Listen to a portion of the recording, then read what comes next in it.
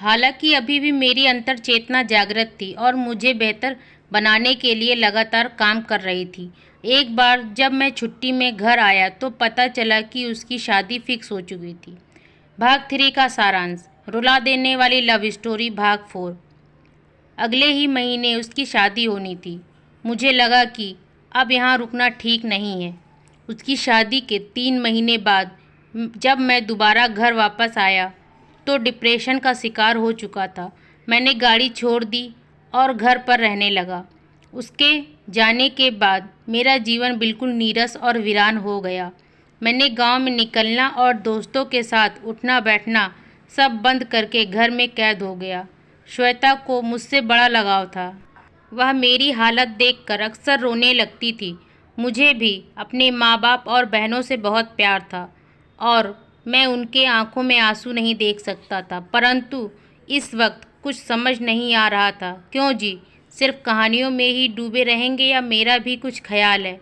नीता ने पीछे से कस कर पकड़ा तो मेरा ध्यान भंग हुआ। सारी जिंदगी तो तुम्हारी ही है, और क्या चाहिए? खुद को उसकी बाहों से छुड़ाते हुए मैं पीछे पलटा।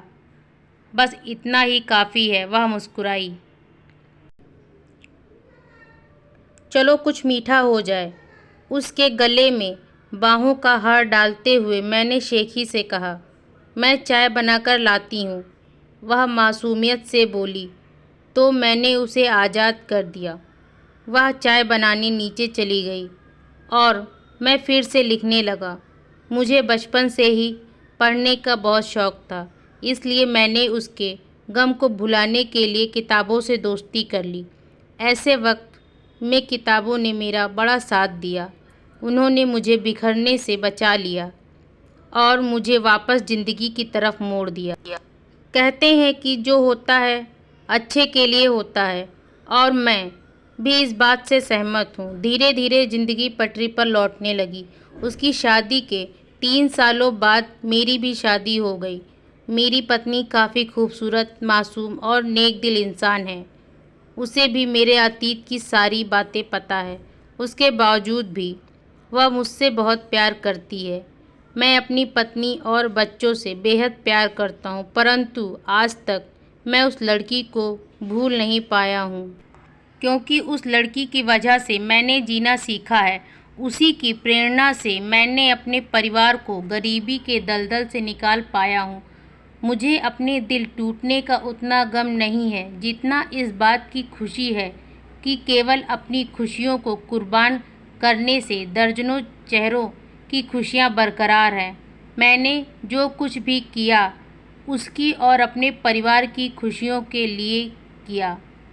वह भले ही मेरी ज़िंदगी में नहीं है, लेकिन उसकी यादें हमेशा मेरे साथ हैं। आज भी मुझे उससे उतना ही प्यार है जितना 15 साल पहले था। आज भी वह अक्सर मेरे सपने में आती है, बातें करती है और अचानक गायब हो जाती है। उसके जाने के बाद दिल में गम की ऐसी लहरें उठती हैं कि मैं उसमें डूब जाता हूँ और कुछ देर के लिए खुद को भूलकर बच्चों की तरह रोने लगता हूँ। आज भी मेरे साथ ऐसा ही हुआ था। अब आप लोग ये मत समझ लेना कि मैं एक कमज़ोर, भावुक और अपरिपक्व इंसान हूँ। मैंने पिछले 15 सालों से अपने परिवार की सारी जिम्मेदारी अपने कंधे पर उठा रखी है और उनके हर सुख दुख का ख्याल रखता हूँ। अपने परिवार के साथ मैं एक सुखी और खुशहाल जीवन व्यतीत कर रहा हूँ और मैं ईश्वर से हरदम यही प्रार्थना करता हूँ कि उसका भी वैवाहिक जीवन सुखमय और खुशहाल हो। अब चूँकि हम दोनों अपनी अपनी ज़िंदगी में खुश हैं, इसलिए मैं नहीं चाहता कि मैं उससे प्रेमी की तरह मिलूं या वह मुझे प्रेमिका के रूप में मिले। मैं उसके शादीशुदा ज़िंदगी में दखल देकर उसकी सामाजिक गरिमा को ठेस नहीं पहुंचाना चाहता और ना ही मैं उसके वैवाहिक जीवन पर चरित्रहीनता का दाग लगाना चाहता हूं। लेकिन मरने से पहले मैं उसके दिल तक अपने दिल की बात पहुंचाना चाहता हूं, ताकि वह मेरे दिल के जज्बातों को, मेरी मजबूरियों को समझ पाए। मैं नहीं चाहता कि उसके दिल में मेरे प्रति कोई गलतफहमी रहे, अन्यथा मरने के बाद भी मेरी आत्मा को शांति और सुकून नहीं मिलेगा। समाप्त।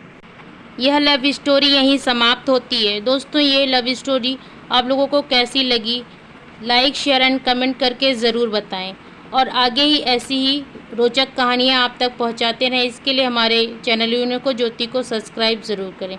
धन्यवाद।